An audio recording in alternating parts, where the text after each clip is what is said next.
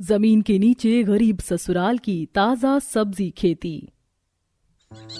बिरजू जी देखिए, इस बार भी हमारी सब्जियों की खेती कितनी अच्छी हुई है। हमारी टोकरी में कितनी हरी और ताजी सब्जियां हैं। हर साल की तरह इस बार भी हम अपनी इन सब्जियों को बेचकर अच्छे से अपना ये साल बिता पाएंगे।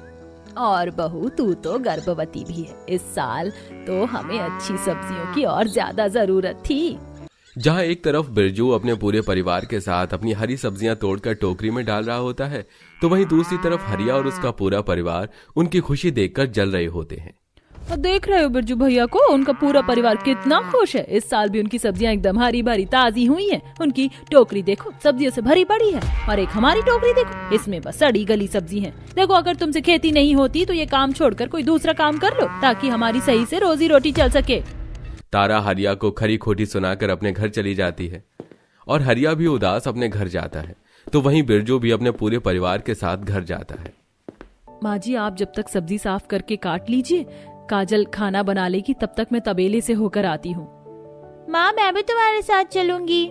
सीता रिंकी के साथ तबेले में जाती है और तबेले की सफाई करके गाय का दूध निकालने लगती है। पर तभी वो देखती है कि एक चूहा बार बार उसे देखकर छुप रहा है। माँ, अपने तबेले में तो चूहा है, देखो ना कैसे हमें बार बार देखकर छुप रहा है। बेटा, लगता है उस चूहे को भूख लगी है। जाओ घर से 2 टमाटर लेकर आ जाओ। सीता के कहने पर रिंकी जल्दी से घर से 2 टमाटर लेकर आती है और एक खुद खाती है और दूसरा अपने पास ही रख लेती है। बार बार फिर जब चूहा बाहर आता है तो इस बार सीता अपने हाथों में टमाटर लेकर उस चूहे को अपने पास बुलाती है। आओ मूषक राजा, भूख लगी है ना तुम्हें? लो, ये टमाटर खा लो और अपनी भूख मिटा लो। माँ, तुम सही कह रही थी, ये तो बहुत भूखा है। माँ, कल से हम इस चूहे को इसी तरह खाना खिलाएंगे। ठीक है बेटा, चलो दूध लेकर घर चलते हैं। घर में और भी तो काम है। इतना बोलकर सीता अपनी बेटी के साथ दूध लेकर घर जाती है। तो वहीं दूसरी ओर घर पर गली सब्जियां देख शांति भी अपने बेटे पर नाराज हो रही होती है। भैया, भाभी बिल्कुल सही कह रही है। आपकी बस की नहीं है सब्जियों की खेती करना। आप कोई दूसरा काम देख लो।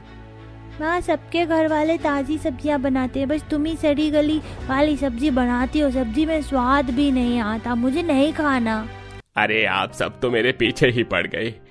अरे मैं बस खेती ही तो कर रहा हूँ। अगर नहीं हो पा रही अच्छी सब्जी तो मैं क्या करूँ? जैसे आप लोग परेशान हैं वैसे मैं भी बहुत परेशान हूँ।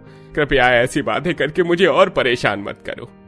इतना बोलकर जैसे ही हरिया बाहर निकलता है, वो देखता है कुछ लोग सब्जी लेने के लिए बिरजू के घर आए हैं और बिरजू घर के बाहर ही सब्जियां तोल कर अपने पड़ोसियों को दे रहा है। ये लो भैया, तुम्हारे 2 किलो टमाटर और तुम्हारे 4 किलो आलू। अरे बिरजू भैया, तुम्हारे लाल लाल टमाटर और इन आलू को देखकर साफ पता चल रहा है कि तुम्हारी सब्जी ताजी है और तुम रेट भी सही लगाते हो। और एक उस हरिया को देखो, खराब सब्जी देता है, वो भी महंगी। अरे भैया, तो फिर इतने महंगी दामों पर सड़ी गली सब्जी लेनी ही क्यों? अरे भैया, जब तुम नहीं मिलते तो मजबूरी में उस हरिया से सब्जी लेने के लिए जाना पड़ता है। पर अब तो मैंने सोच लिया है, अगर तुम नहीं रहोगे तो उस दिन सब्जी नहीं खाऊंगा, पर उस हरिया से सब्जी नहीं लूंगा। अरे जिसको देखो वो इस बिरजू की सब्जी की तारीफ करता जा रहा है। हद हो गई है। आखिरकार कैसे इस बिरजू को इसकी औकात दिखाऊं ताकि गांव के लोग मुझसे भी सब्जियां खरीदें। हरिया ये सब सोच रहा होता है कि तभी वो देखता है कि गांव का सेठ बिरजू के पास आया है और वो उसे अच्छे दाम देकर उससे सब्जियां खरीदना चाहता है। वाह बिरजू वाह, तुम्हारी तो इस साल भी सब्जी बहुत अच्छी हुई है। बिल्कुल फ्रेश और साफ सुथरी है, एक भी सब्जी खराब नहीं है। तो क्या सोचा है तुमने? इस बार सब्जियों की कटाई करोगे तो किसको दोगे? मालिक, आप इतना अच्छा दाम दे रहे हैं तो मैं अपनी सब्जी कहीं और क्यों दूं? जब भी मैं सब्जी की कटाई करूंगा आप सब्जी लेने के लिए आ जाना। ठीक है बिरजू, तो ये लो 50,000 रुपए एडवांस, बाकी के पैसे सारी सब्जी लेने के बाद दूंगा। मालिक, आज से 4-5 साल पहले आप मुझसे भी अच्छे दामों पर सब्जी लेते थे, पर कुछ सालों से तो आप सिर्फ बिरजू से ही सब्जी ले रहे हैं। इस साल मुझसे भी थोड़ी सब्जी ले लीजिए ताकि मैं गरीब भी अपना घर चला सकूं। जैसे बिरजू भैया की बीवी गर्भवती है, वैसे ही मेरी बीवी भी तो गर्भवती है। हरिया, मैं तुम्हारी सब्जी तो ले लूं, पर तुम्हारी सब्जियां सही नहीं होती। मार्केट में अच्छे दाम नहीं मिलते उसके, पर फिर भी तुम इतना जिद कर रहे हो तो मैं तुम्हारी पूरी सब्जी सिर्फ 30,000 में ले लूंगा। ठीक है सेठ जी, जैसी आपकी इच्छा। ठीक है, तो फिर मैं 2-3 दिन के बाद आता हूं। सेठ की बातें सुनकर हरिया के मन में बिरजू के लिए और जलन बढ़ जाती है और वो घर में तिल मिलाते हुए जाता है। अरे क्या करूं ऐसा कि बिरजू की सारी सब्जी खराब हो जाए। अब मैं उससे और नहीं हार सकता। अब मुझे उसकी सब्जियां खराब करनी ही पड़ेंगी। क्या कर लोगे तुम? यूं ही हाथ पर हाथ धरे रहो। तुम सिर्फ बातों से आग उगल सकते हो, हाथों से नहीं। हरिया बिरजू की सब्जियां खराब करने के लिए एक चाल चलता है और सब्जियों की कटाई में 2 रात पहले वो केमिकल और हाथों में मशाल लेकर बिरजू के खेत में जाता है और उसके सब्जी के खेत में केमिकल डालकर आग लगा देता है।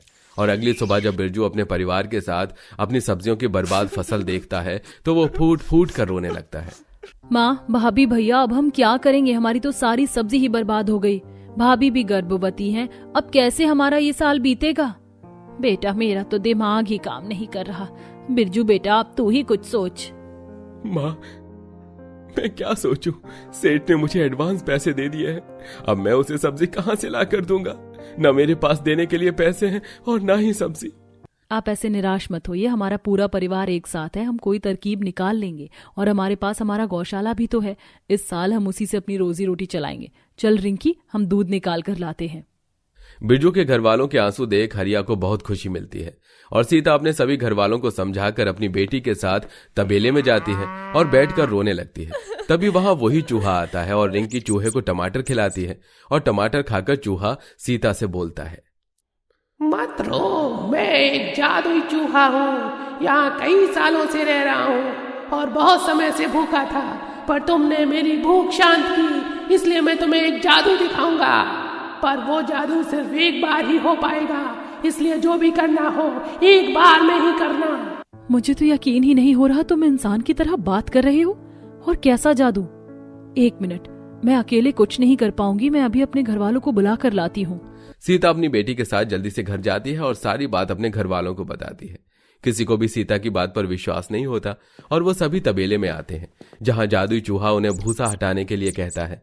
और भूसा हटाने के बाद घर वालों की नजर एक छोटे से बिल पर पड़ती है और जैसे ही रिंकी बिल पर पैर रखती है वो बिल एक बड़े से गड्ढे में बदल जाता है। उसके अंदर जाने के लिए सीढ़ियां लगी होती हैं। पूरा परिवार उस बिल के अंदर जाता है और चूहा उन सभी से कहता है, ये एक जादुई जमीन है। यहाँ तुम किसी भी तरह की खेती कर सकती हो और यहाँ खेती करना भी बहुत आसान है। तुम यहाँ बस 1 या 2 सब्जी रख दो, वो अपने आप ही खेती में तब्दील हो जाएंगी।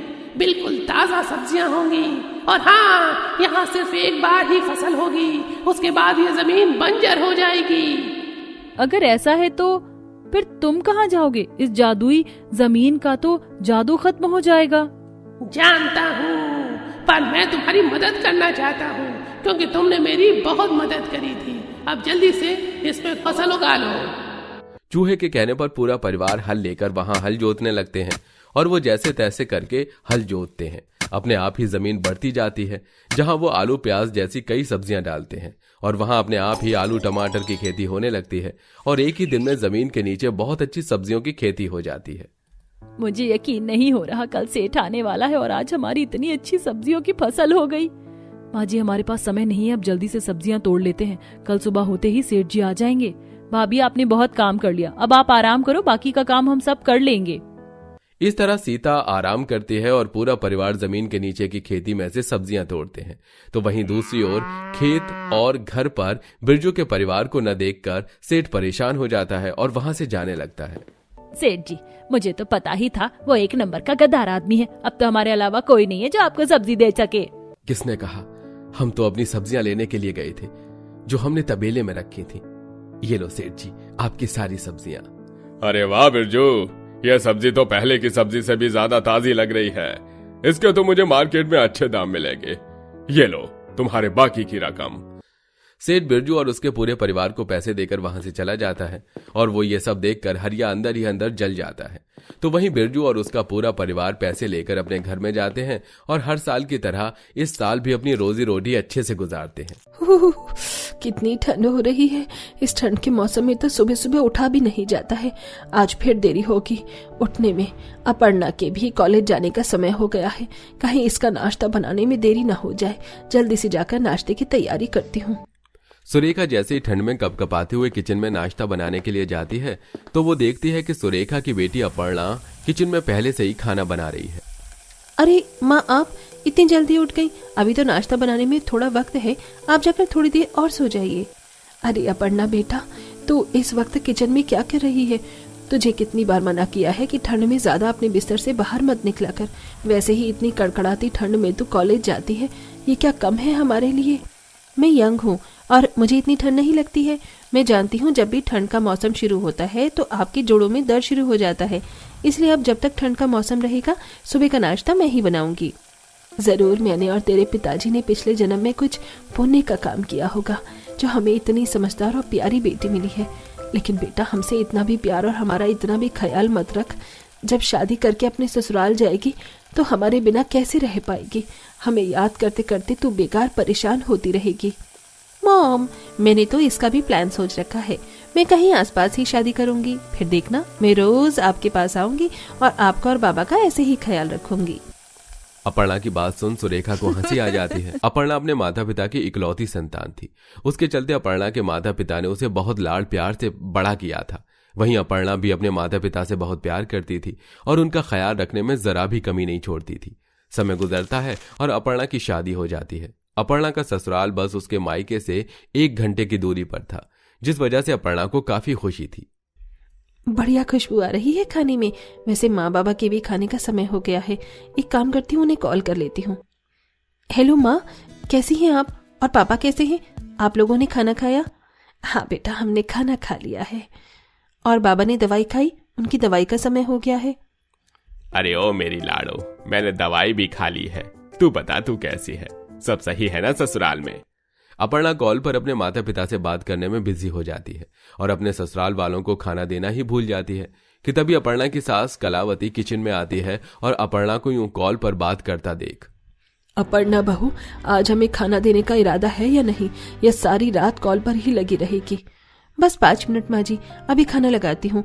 माँ पापा, मैं आपसे थोड़ी देर में बात करती हूँ, ठीक है? शादी के बाद भी अपर्णा हर 2 से 3 घंटे में कभी अपनी माँ को कॉल करती तो कभी अपने पापा को, जिसके चलते अपर्णा अपने ससुराल के कामों पर ज्यादा ध्यान नहीं दे पाती। हम सोच तो रहे हैं कि आने वाली सर्दियों में हम सब वैष्णो देवी जाएंगे।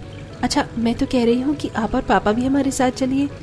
अरे नहीं बेटा, अब तू अपने ससुराल की है, अच्छा थोड़ी ना लगता है। तू अपने परिवार के साथ जा। अरे माँ, आप ही कैसी बातें कर रही हो? मेरा पहले परिवार आप हो, समझी? मैंने कह दिया ना, आप और बाबा मेरे साथ चलेंगे तो चलेंगे। अपनी माँ से बात करने के चक्कर में अपर्णा वॉशिंग मशीन का बटन ही बंद करना भूल जाती है कि तभी वहां कलावती आती है और वॉशिंग मशीन का बटन बंद कर देती है और अपनी बहू को यूं कॉल पर बात करता देख, जब देखो कॉल पर ही लगी रहती है। ये नहीं कि कम से कम अपने ससुराल के काम तो सारे कर ले। कभी कभी तो ऐसा लगता है कि विदाई करके इसे हम नहीं बल्कि मेरे बेटे को ही इसके मायके भेज देना चाहिए था। अपनी बहू की हर वक्त अपने माता पिता से कॉल पर बात करने की वजह से कलावती काफी परेशान हो गई थी। ऐसे ही समय गुजरता है और अब एक बार फिर ठंड का मौसम शुरू हो जाता है। माँ, मैं सुबह से कॉल कर रही हूँ, आपने मेरा कॉल क्यों नहीं उठाया? तू तो जानती है कि ठंड का मौसम शुरू हो चुका है और ठंड में मेरे जोड़ों में कितना दर्द होता है। सुबह से बिस्तर पर लेटी हुई थी।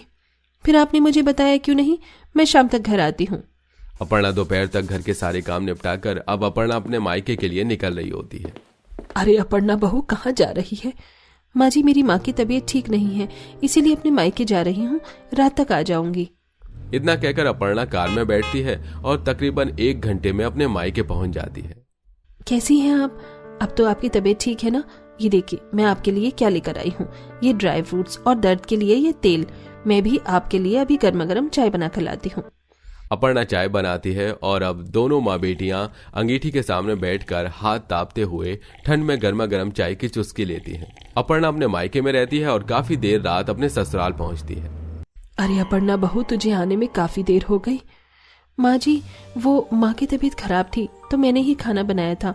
मैं बहुत थक चुकी हूँ, अपने कमरे में सोने जा रही हूँ। मुझे तो बहू से अपने पैरों की मालिश करवानी थी। ठंड में बड़े दुखते हैं मेरे पैर। चलो कोई नहीं, कल करवा लूंगी। अपर्णा बहू, तूने थोड़ी देर पहले ही तो दोपहर का खाना बनाया था और फिर से खाना बना रही है। कोई मेहमान आने वाला है क्या? माँ जी, वो मैं थोड़ी देर बाद अपने मायके जाऊंगी ना, और आने में रात को देर हो जाएगी, इसीलिए मैं रात का खाना अभी से बना कर रख रही हूँ। आप लोग खाने के टाइम गर्म कर लेना। अब तो इसका रोज रोज का हो गया है। पहले पूरा दिन अपने मायके वालों से कॉल पर लगी रहती थी और अब दिन का ससुराल करके रात में अपने मायके में रहती है। अरे ये क्या कलावती जी, सारा खाना ठंडा पड़ा है, बहू कहाँ है? कम से कम सब्जी तो गर्म करवा लो, ठंड के मौसम में ठंडा खाना नहीं खाया जाता है। वो बहू किसी काम से अपने मायके गई है, कह रही थी रात में देरी से आएगी, मैं ही खाना गर्म करके ले आती हूँ। बूढ़ी कलावती ठंड से कांपते हुए खाना किचन में ले जाती है और ओवन में गर्म करने लगती है। बाप रे बाप, कितनी ठंड हो रही है। बताओ, ठंड में सारी सास बिस्तर में बैठी रहती हैं और बहुएं गर्मा गर्म खाना लाकर खिलाती हैं, लेकिन एक मेरी बहू को देखो, हर रात अपने मायके चली जाती है। बहू के होकर भी नौकरानी बनकर रह गई हूँ।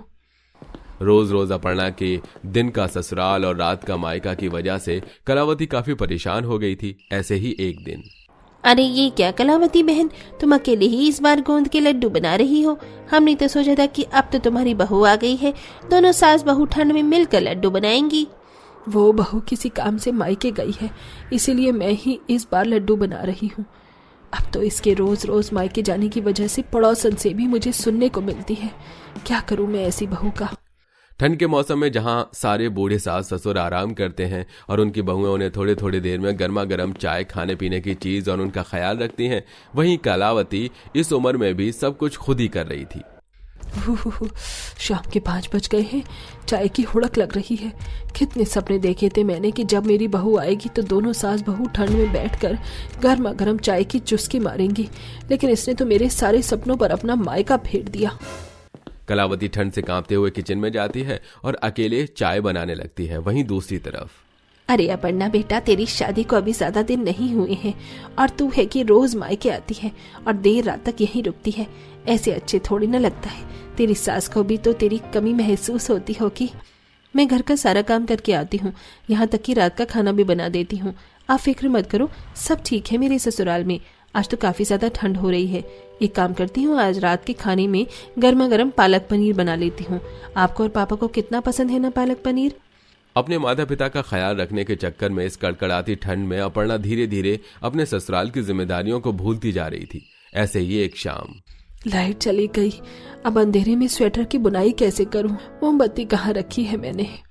अपने कमरे में हीटर के सामने कुर्सी पर बैठ स्वेटर बुन रही कलावती लाइट जाने की वजह से उठती है और बाहर सीढ़ियों के पास आ जाती है। अंधेरे में ठीक से न देखने की वजह से कलावती का सीढ़ियों से पैर फिसलता है और वो सीधा नीचे गिर जाती है कि तभी केतन ऑफिस से आ जाता है। अपनी माँ की ऐसी हालत को देखकर केतन डॉक्टर को बुलाता है और तभी थोड़ी देर में अपर्णा भी अपने मायके से आ जाती है। हे भगवान, ये माँ जी को क्या हुआ? उनके हाथ पैर पर ये पट्टी क्यों बंधी है? ये तुम पूछ रही हो कि माँ को क्या हुआ है? पता है, माँ सिर्फ तुम्हारी वजह से सीढ़ियों से गिरी। अगर तुम घर पर होती तो माँ को अंधेरे में यूं मोमबत्ती लेने के लिए नीचे नहीं आना पड़ता। आए दिन तुम अपने मायके जाती हो, देर रात में घर आती हो। मैंने तुमसे कुछ नहीं कहा, लेकिन आज मैं चुप नहीं बैठूंगा, क्योंकि जितना प्यार तुम अपनी माँ बाप से करती हो उतना ही मैं भी अपने माँ बाप से करता हूँ। मैं नहीं जानती थी कि माँ जी सीढ़ियों से गिर जाएंगी। मैं तो जब भी अपने मायके जाती हूँ तो सारा काम करके जाती हूँ, जिससे माँ जी को कोई तकलीफ ना हो। ठंड का मौसम है, मेरी माँ को भी थोड़ी थोड़ी देर में किसी न किसी चीज की जरूरत पड़ती होगी, लेकिन तुमने उनसे कुछ नहीं कहा। अपने माँ बाप से प्यार करना गलत नहीं है अपर्णा, लेकिन अब तुम्हारी शादी हो चुकी है। हफ्ते में 1-2 बार अपने मायके जाना ठीक है, लेकिन तुमने तो यूं रोज रोज दिन का ससुराल और रात का मायका ही कर दिया। अगर इतना ही तुम्हें अपना मायका प्यारा है तो मुझसे सारे रिश्ते नाते तोड़कर अपने मायके ही बस जाओ। नहीं नहीं केतन, ऐसा मत कहो। माँ जी मुझे माफ कर दीजिए। अब से मैं हफ्ते में सिर्फ 1 बार ही अपने मायके जाऊंगी और आपका काफी अच्छे से ध्यान रखूंगी। अपनी सास की ऐसी हालत देख अपर्णा अब अपनी गलती को सुधारती है और हफ्ते में बस 1 बार ही मायके जाती है। और इसी के साथ ठंड में बहू का दिन का ससुराल और रात में मायके की कहानी यही खत्म होती है। तो दोस्तों, कैसी लगी आपको हमारी ये कहानी? हमें कमेंट में जरूर बताएं। साथ ही क्या आपको भी यही लगता है कि एक साथ 2 जिम्मेदारियां निभाने से हमारे रिश्तों में ही दरार आती है, जैसा कि हमारी कहानी की अपर्णा के साथ हुआ?